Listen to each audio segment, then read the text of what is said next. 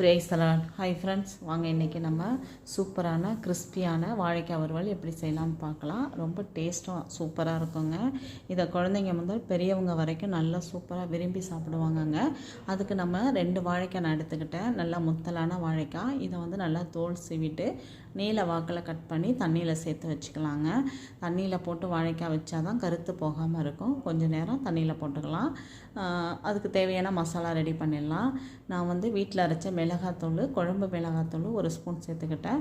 1/4 spoon அளவுக்கு பெருஞ்சீரகத்தூள், 1/4 spoon garam masala, 1/2 spoon வந்து தனி மிளகாத்தூள் சேர்த்துக்கிட்டேங்க. 1/4 ஸ்பூன் மஞ்சத்தூள், தேவையான அளவு உப்பு, கொஞ்சமாக லெமன் புழிஞ்சு கொஞ்சம் தண்ணி விட்டு நல்லா கலந்துக்கலாம். அது கூடவே ஒரு 6 பல் வந்து பூண்டை நல்லா நைஸாக தட்டிட்டு அது கூட சேர்த்துக்கிட்டாங்க.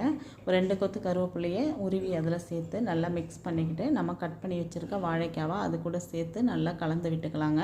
ஒரு 5 நிமிஷம் ஊற வச்சிடலாம். அதுக்குள்ளே ஒரு வாணலில் கொஞ்சமாக தேவையான அளவு எண்ணெயை ஊற்றிக்கிட்டு கொஞ்சம் கொஞ்சமாக சேர்த்து இந்த மாதிரி வறுத்து எடுத்துக்கணுங்க. நல்லா திருப்பி போட்டு வறுத்துக்கலாம். அடுப்பை வந்து மீடியமில் வச்சிடலாம். ஆனால் 5 நிமிஷத்துலேயே வாழைக்காய் வந்து வெந்துடுங்க. ரொம்ப நேரம் எடுக்காது. இந்த மாதிரி நம்ம வறுக்கும் பொழுது எண்ணெய் வந்து அதிகமாக நமக்கு வந்து தேவைப்படாதுங்க.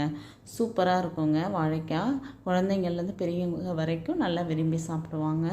எல்லா வகையான ரைஸ் கூடயும் வச்சு சாப்பிட்லாங்க. Thank you friends.